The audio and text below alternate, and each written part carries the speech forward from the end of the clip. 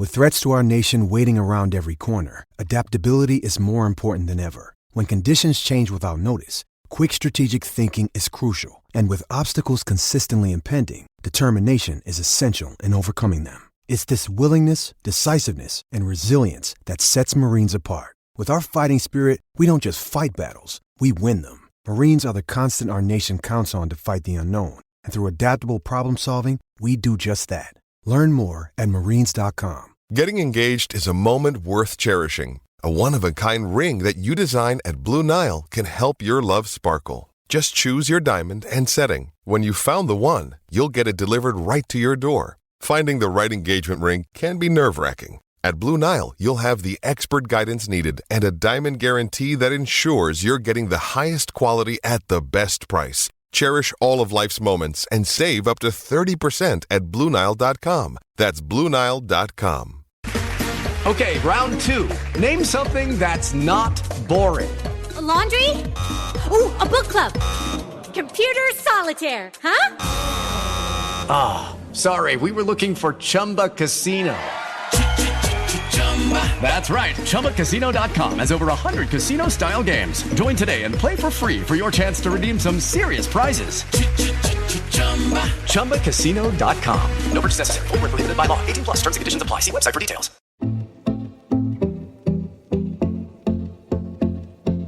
Alpine, freestyle, Nordic, snowboard, speed, telemark and para. All disciplines under the heading of Snowsport. Working with elite athletes and developing pathways for talent, GB Snowsport is an ambitious national governing body with a stated aim of becoming a top 5 snowsport nation by 2030. This is Great British Bosses from Anything But Footy. This is the series where we meet the men and the women responsible for delivering those medal moments. And the last Winter Games delivered more ski and snowboard medals for British athletes than ever before. But what now for an organisation in a nation that gets just the occasional flurry of the white stuff? I'm Michael. I'm John, and we've come to New Cavendish Street in the centre of London for the home of GB Snowsport to meet the person tasked with making it happen, following her successful military career and working on Prince Harry's Invictus Games. Yes, I'm Vicky Gosling. I'm the Chief Executive of GB Snowsport.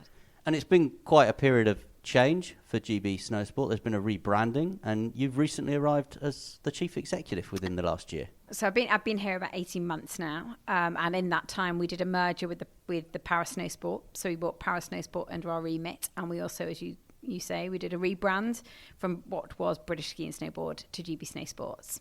And we've and in that time we've also brought in a couple of other disciplines. We've had moguls and cross-border, which has been a great success. Both programs have done really well within that time as well. So very exciting times. Yeah, you say it's exciting times. Obviously, there's quite a lot of disciplines, and that must be a challenge in itself, because for those of us that grew up watching Ski Sunday, we see men and women hurtling down a slope. But we're now into action sports, we're into freestyle sports, and all the various sort of challenges and differences that they bring. I think, but that's what makes the snow sport for Britain really exciting, because we've got everything from endurance with your cross country, as you rightly say, we've got alpine, we've got moguls now, we've got snowboarding, we've got cross border, we've got slope style, big air, half pipe. And of course, the para snow sports in themselves are really exciting. So we've got a real crossbreed. In fact, talking to Dan Hunt, the performance director, he always says, having come from cycling, that he feels that if you consider taking athletics, cycling and rowing and bundling them all together, it's a little bit like that. It's a real, because each of the disciplines are so different by nature and by personality. It is interesting, but it's great fun with it. So how does a former group captain in the RAF end up running a body that is in charge of snow sports in Great Britain and Northern Ireland? Well, I think, I did quite a bit of sport in the military anyway. But the journey here was very much, I became the military project lead for the very first Invictus Games in 2014 in London. And then I was fortunate to go on to become the chief executive for the Invictus Games in Orlando. And it was at that time I was seconded by the military for the first games, but actually the second games were my opportunity to depart the military and take on a different career. And subsequent to that, I was approached to ask would I consider doing this role. And actually it was a really exciting opportunity, and the timing just worked for me. So that's how I found myself here. You mentioned the Invictus Games. That was a change of game, if you like, for not just parasport, but also for the military as well. How proud are you that you played a crucial part in that? Well, I mean, for me, sort of my involvement, I'd helped to set up something called Combined Services Adaptive Sports. And the reason that we'd done that within the military is because we'd taken significant casualties. I mean, we ended up with a decade of significant casualties, sadly, from both Iraq and Afghanistan. And you saw that firsthand because you were out there. Yeah, I did, and I was in a great position actually to help set up what became the Combined Services Adaptive Sport. So with that, I set up an adaptive water sports setup, and then adaptive tennis as well, wheelchair tennis, and took the guys from Headley Court to go and give it a go effectively.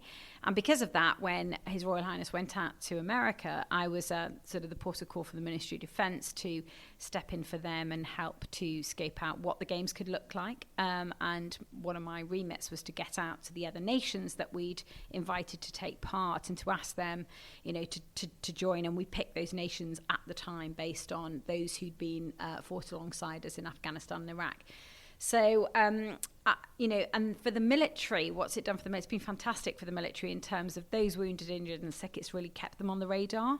But it's also, I think, for this country, been really beneficial in terms of demonstrating the power of a sport, not only in recovery, but also highlighting, how inspirational parasport in general is. And of course, coming into snow sports, for me, I had a real interest in, one of the first things, I think I came in the April, and by the July we'd merged with para snow sports, because for me, I had a passion there as well. And combining, with GB Snow Sports, for example, we combine some of our training with our para snow sport athletes and our Olympic athletes, and it's great to see the benefit of that. But it's been a great journey for the military, but also it's been brilliant to put the para sport in general and disability sport onto the agenda and onto a platform. And Invictus complements parasport. I think that Invictus is very much, obviously its target is wounded, injured and sick military. So that's the audience. But what it does do is, I think it has demonstrated that anything is possible. And it's been very good at, as you say, complementing, but also highlighting and really drawing attention to the talent of some of these men and women, not just those that participate in the Invictus Games, but those that participate generally in disability sport. And Prince Harry, of course, is the face of the Invictus Games. Does he get fully involved? Does he sit round meeting room tables and say, this is what we're looking to do, this is the strategy, this is the outlook, or is he just a figurehead? No, I think, he's been incredibly engaged, and, right back in 2014, he was absolutely present in all of the development meetings and at the board meetings. He played a huge part, and actually, it was his baby in the sense of, he was a driving force behind it and making sure that, his vision was brought to life.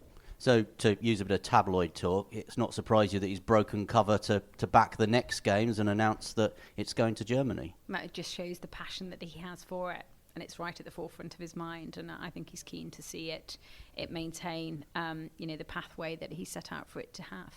So the future looks fine from your point of view. Obviously he said he's going to take a step back slightly, but not from Invictus. Yeah, that's very clear. I also sit as the strategic advisor for the Invictus Games for the MOD, for the Ministry of Defence and the UK delegation, and it's very clear with the recent announcement and the conversations that have been had. This is, he is passionate to continue being at the forefront of the Games. Michael kind of alluded to it earlier about how you go from group captain to a CEO. So you're now desk bound, if you like. Are you a snow sport fan? Do you do snow sport? Does it matter if you don't? Yeah, I mean, I am a huge snow sport fan, and I wouldn't say that I'm desk bound per se. And actually, when you think about the military, a lot of the roles that I had were in commanding officer positions, so dealing with people, and this is literally dealing with people, but dealing with people in elite sport. And in terms of, does it matter? Well, I think it helps. I don't think it's essential, but I think it absolutely helps if you have a passion for the sport. And I always say to people, if you want to do well, then put your paycheck where your passion is, and actually going to work becomes really good fun. I ski. I don't snowboard. I'm going to confess that straight away. But I still, whether you're cross-country, moguls, skiing, snowboarding, para snowsport, all of them. I enjoy all of the different disciplines because they each bring something different. But it doesn't mean that I can do them all. I can ski, but I'm average. And in terms of your leadership role, do you think people sometimes underestimate those transferable skills from being on a front line or being in a command centre to running an organisation like this one? Yeah, I mean, for me, I always say that actually it's all about inspiring people to follow you and to be aligned to a clear vision and mission, rather than requiring them to follow you. And, that's a key skill to have within the military, because clearly there are lives on the line and you need people to be inspired to follow you. You can use rank clearly to if you require them to follow you too, it's probably easier to ask people to do things. But I would suggest that, the ability to take people with you on a journey is key, and very much so in the military, but also, outside in any organisation, you want to see that in your leaders. And you talk about a journey. You have got a journey over the next 10 years as an organisation. If your performance director, Dan Hunt, is to be believed, and you referenced him right at the start of this interview, a top 5 snow sport nation by 2030, is that possible for a country like Great Britain and Northern Ireland? I believe it is. I mean, you have to be ambitious, right? So I think, we are being ambitious, but when you look at what does that realistically mean? That means that we have to be pulling our weight across the different disciplines. We can't just focus and put all our eggs in one basket and say, well, let's just purely focus on alpine. What we need to do in order to achieve that vision, and Dan has done the maths, and it is pretty convincing, and it's effectively performing across all the different disciplines that we're doing now, and ensuring that we have the strength and depth to get us there. I mean, you will have already seen that by creating, I call it the 6 pillars of success. We've transferred some world-class athletes across, and our own athletes that have been homegrown from scratch are performing incredibly well. We have had the best results in British history within the past 18 months. So I think we're definitely on the right trajectory. And you've got someone like Charlotte Banks, and you mentioned it there, switching nationality, although obviously, she would suggest she's coming home. You've done the same with coaching and around the performance as well. And that's something that, is part of the strategy, something you set out to do, bring people in, bring the best people in? Yeah, I mean, so the way that we've done it is across 6 pillars. So people for athletes first in everything that we do, culturally, making sure that we get the culture right, so it's inclusive, it's diverse, and it's attracting the right people, and ensuring that those that we have are happy. But performance-wise, it's been really important that we have set ourselves up with world-class in every sense. So whether that's world-class coaches, we say straight away, we brought them in from Norway, we brought them in from Switzerland, from France, and that's been really good in A, attracting talent, but B, ensuring that the talent that we do have, we're giving the right training to get them where they need to go. And of course, an innovation. I mean, we know what it takes to win. We've seen it in cycling, we've seen it in rowing. We get marginal gains really well, so we've teed ourselves up with an incredible innovation team as well, and I think that's part of the journey. So yes, attracting athletes, British athletes back, great, but also ensuring that we are giving the best that we can give to the talent that we already have. And how important was it that Dan Hunt came in and helped lead that, from the experience he had at British Cycling, which in some people's eyes from 2008 onwards just suddenly burst onto the scene and have dominated since? I think it's been great having Dan in the fact that actually he really does get marginal gains, and his understanding of what it takes to win is first class. So that's been a real advantage to us. There is absolutely no hesitation in that. And I think, he has really driven the strategy in terms of performance with us.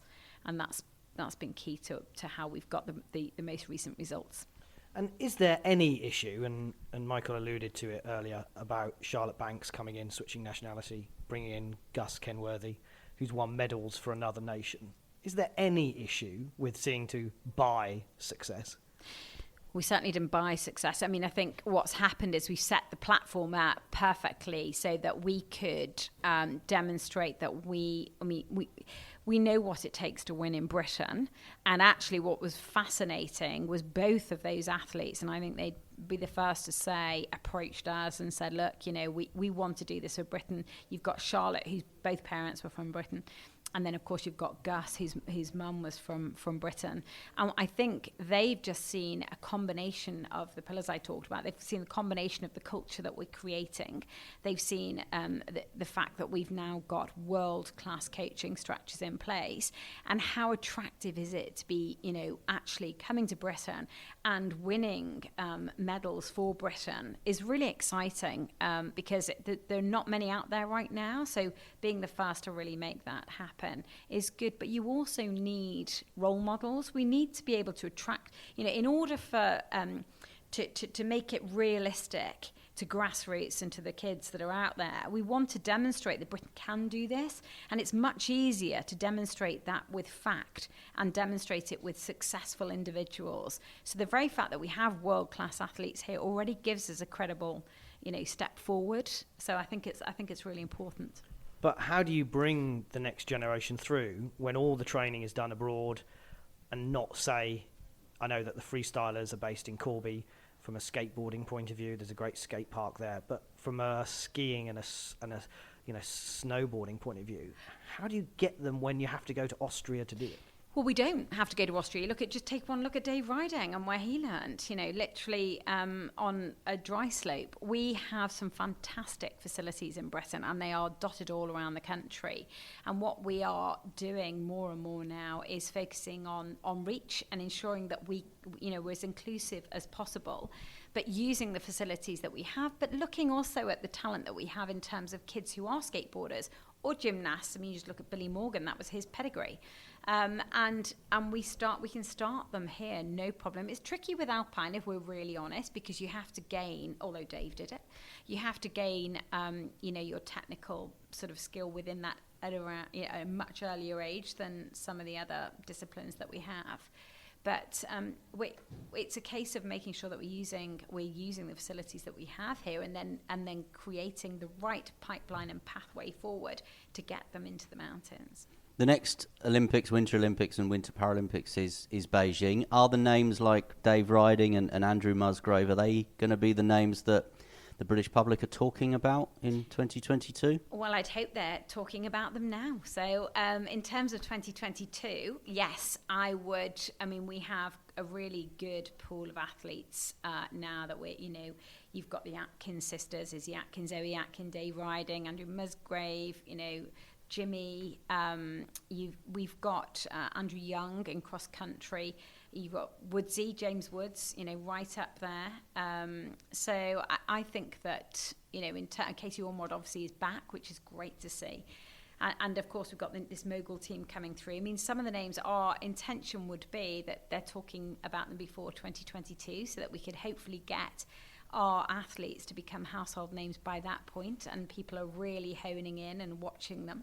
Yeah, is that a challenge for you that there is this huge focus? It's on the BBC for 18 hours a day for 17 days once every 4 years, but you've got to try and keep these people in the public eye and keep their personalities out there week in, week out. Is that tough? I think for us as winter sport, if I were really honest with you, we're a nation with no sport and we haven't got huge mountain ranges. So we're up against it to start with, aren't we? But realistically, it's all down to partnerships and creating activation opportunities and getting their faces known. It's a challenge to do it, but actually that's a challenge that we want to embrace.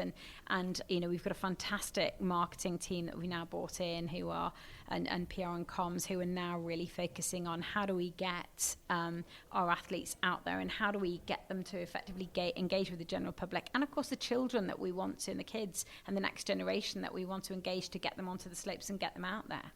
And with someone like Andrew Musgrave, you've sort of been on the record saying he's a bit of a trailblazer, and not just in his discipline, but he's been outspoken, hasn't he? I mean, certainly he was outspoken about doping revelations. Is that something you would encourage your athletes to do? I think, for us, we are very much about setting a level playing field in terms of, we want sport to be clean. We want to set the bar. We don't want to, clearly to be tainted or be involved in that side of sport. It's really saddening. And I think, someone like Andrew Musgrave just found it very difficult to find out what was going on, particularly. We've got athletes that work so hard, and you want to start your race or start, your competition knowing that you are starting on a level playing field, to find out post that moment that it wasn't a level playing field. It's very hard to swallow. And you've got someone like Andrew doing that in swimming. You've got Duncan Scott and Adam Peaty obviously making their stands. But I've been in press conferences, certainly in track and field, where journalists have asked athletes about doping or drugs, and they roll their eyes at you. Their body language suggests they're not interested in talking about it. Is that an issue? Do you think that if the athletes don't seem that bothered about it, then why should the general public? Clearly that I haven't been present when I've seen that, but it's really, from our athlete perspective, and the athletes that we have, I'm proud to say, we're about integrity, and we want that to go throughout our culture, our athletes and our staff. Everything about what we're doing is operating in earnest and giving it your everything to get to where you need to go without having to rely on doping or anything like that. You're listening to Great British Bosses from Anything But Footy. We're talking to Vicky Gosling OBE, and just on that drugs thing, from a personal point of view, you come from the military, as we've already talked about. That must be so frustrating. Has some of your training from the military kind of gone, well, why is the integrity not there? It is, and actually it is. It's probably one of, you come out of something like the military that's, is fairly institutionalized, that's no secret, but trust, people will go to hell and back for you in the military, and trust is utterly, essential. You have to trust people. Integrity is key. So to be exposed to an environment that may not be as trustworthy that's difficult, right? So, yeah. You're absolutely right. So that's been eye-opening. What about you coming in as a CEO, as a female CEO? How have you been welcomed into British sport? I've been really lucky. I mean, I guess that I have been throughout my career, whether it's been a Commodore of a water sports centre or, RAF tennis or triathlon, you name it. I've kind of been in sport all my life. So, and I've been in a very male-dominated environment. So I guess I haven't found the transition too difficult in terms of gender per se. And in terms of being accepted in, you think about some of the people that I have had the opportunity to work with, people like Catherine Granger, for example, who are, who's the chair of UK Sport. I'm really lucky that I'm blessed with some pretty inspirational women leaders around. So like us, I haven't found that side challenging. And you'd recommend it as maybe a career for women who are looking to maybe expand their horizons? Maybe they've got HR experience and leadership experience in other industries? Yeah, absolutely. I mean, I think what's great in this circumstance has been being able to bring a rather rounded portfolio to the role. So because you learn a lot about people, and at the end of the day, everything's about people. So understanding how people tick and understanding, what it takes to motivate individuals, whether your background, as you say, is HR or industry or whatever it is. I think if you have a passion, and it comes back to my point about, put your paycheck where your passion is. If you have a passion for sport, then it makes it far easier to really come in and engender the right culture and the right atmosphere. We mentioned it earlier with some of the coaches and some of the athletes that want to come and be part of British sport, be part of the programme. Have British sport got it right at the minute in terms of the government agency UK Sport? Gives you some money, you have your athletes, then at games time you hand them over to Team GB and Para GB, who you share a building with. Is the model right in this country? I think in terms of the model, any model, I always say, can be improved. I don't think you can ever get anything perfect in terms of the, we have a fantastic relationship with the BOA, I have to say. It works really, really well. And we're fortunate in the sense that we can activate any sponsorship or commercial opportunity in that huge build-up prior to the Olympics. So we haven't struggled too much with that side of it. But and the UK Sport, I will say, have been very supportive. I mean, clearly, everybody will probably say this, but from a funding perspective, we could always do with more. Couldn't we all? It doesn't matter where you work, right? Resource is really important, and there's always a finite amount of it. So it's how you prioritize it and what you do with it.